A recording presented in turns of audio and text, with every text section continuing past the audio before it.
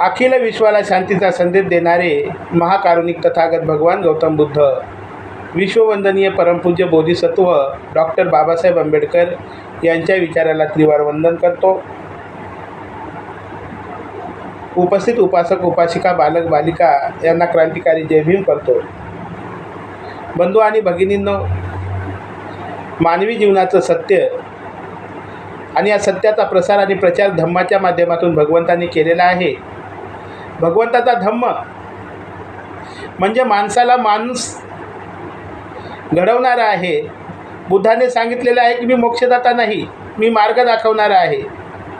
कारण आपलेच कर्म, आपलेच विचार, आपलेच आचरणच हेच आपल्या सुखाचं आणि दुःखाचं कारण आहे.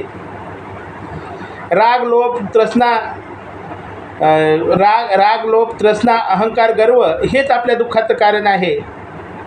म्हणून आपल्यामध्ये सुखी आनंदी जीवन जगण्यासाठी आपल्याला मध्यम मार्ग भगवंताने सांगितलेला आहे. आणि तो मध्यम मार्ग 3 रत्न 5 शील आणि आर्य अष्टांगिक मार्गावर अवलंबून आहे. ते 3 रत्न आपण मिळवण्यासाठी प्रथमतः प्रयास करणं अत्यंत गरजेचं आहे. त्या 3 रत्नाचा प्रथमतः अंगीकार करणं अत्यंत आवश्यक आहे. आणि तो 3 रत्न प्रज्ञा, शील आणि करुणा.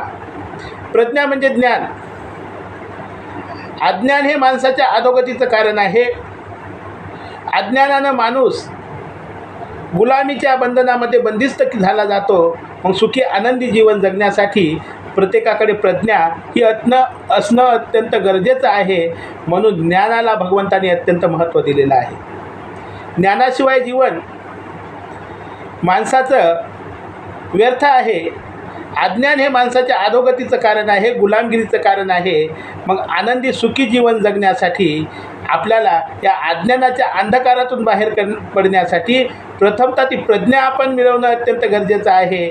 आणि ती प्रज्ञा मिळवल्याच्या नंतर, तो अज्ञानाचा अंधकार आपला दूर झाल्याच्या नंतर आपण ते सुखी जीवनाच्या मार्गावर मार्गक्रम करण्यासाठी किती जरी अडचणी आल्या, किती जरी संकट आलं आणि किती जरी दुःख आलं तरी त्याच्यातून मार्ग काढण्यासाठी आपण खरोखरच यशस्वी ठरू शकतो. म्हणून प्रज्ञा ही प्रत्येक माणसाकडे असणं अत्यंत गरजेचं आहे. आणि हेच विचार भगवंताचे डॉक्टर बाबासाहेब आंबेडकरांनी भगवंताने सांगितलेली ती प्रज्ञा हस्तगत करण्यासाठी किती मोठा संघर्ष केला, किती मोठा त्याग केला, किती कठीण परिश्रम बाबासाहेबांनी घेतले.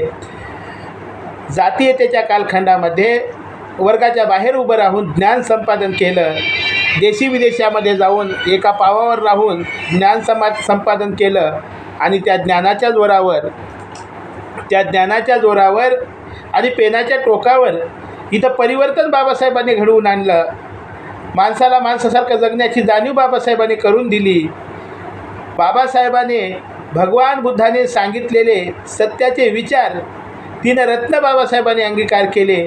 त्याच्यातील प्रज्ञा मिळवण्यासाठी कठीण बाबासाहेबाला प्रयास करावा लागला. आणि बाबासाहेब म्हणतात, शिक्षण हे वाघिणीचं दूध आहे, जो पिईल तो गुरगुरल्याशिवाय राहणार नाही. म्हणून हा अज्ञानाचा अंधकार दूर करण्यासाठी प्रज्ञेचा प्रकाशाची ज्योत ही घराघरामध्ये पेटणं अत्यंत आवश्यक आहे. हा प्रथम उपदेश भगवंताने आपल्या सद्धम्माच्या माध्यमातून सांगितलेला आहे. आणि तो प्रज्ञारूपी भगवंताचा संदेश, प्रज्ञारूपी प्रकाश हा घराघरामध्ये लागावा आणि अज्ञानाचा अंधकार नष्ट व्हावा एवढीच आशा व्यक्त करतो.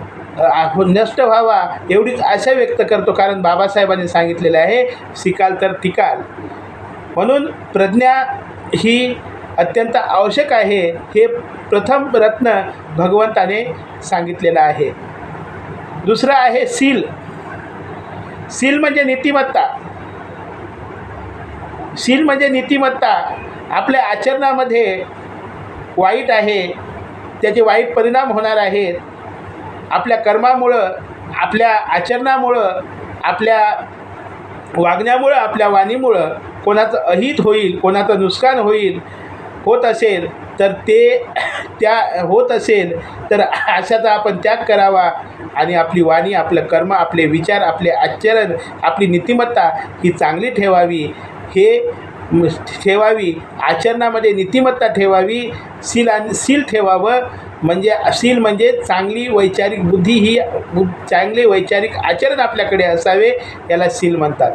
तर भगवंताने सील सांगितलं, सील सांगितलं कारण सील जर माणसाकडे असेल, प्रज्ञेने अज्ञानाचा अंधकार, प्रज्ञेने ज्ञान कमवता येतं, परंतु आचरणामध्ये जर सील असेल तर प्रज्ञेने ज्ञान कमवता येतं, ज्ञानाने धन कमवता येतं आणि त्या धनाचा सदुपयोग करण्यासाठी आपल्याकडे सील असणं अत्यंत आवश्यक आहे.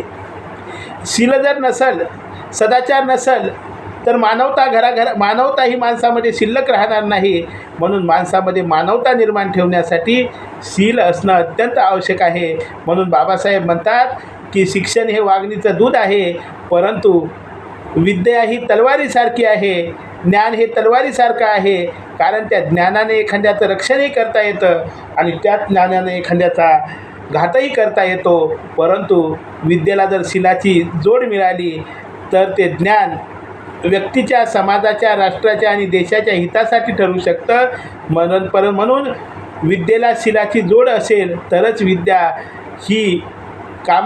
विद्या ही चांगल्या कामासाठी वापरली जाईल, नाहीतर विद्या ही व्यर्थ आहे, ती व्यर्थ होऊन जाईल. म्हणून सील म्हणजे सदाचार.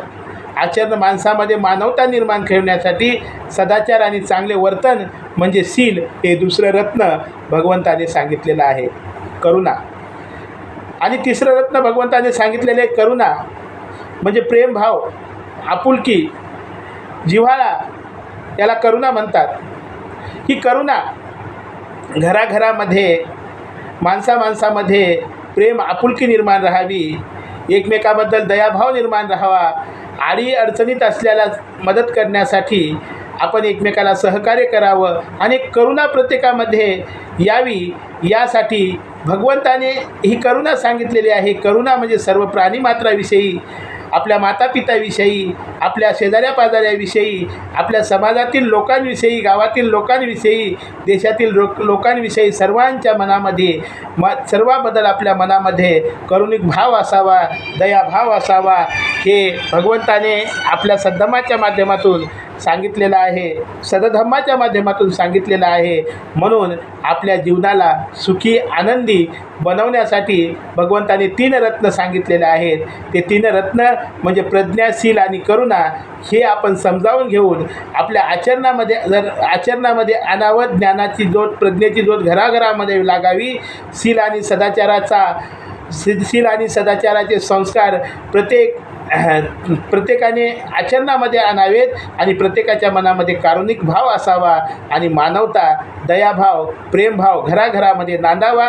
हाच भगवंताच्या धम्माचा उद्देश आहे. नमो बुद्धाय. जय भीम.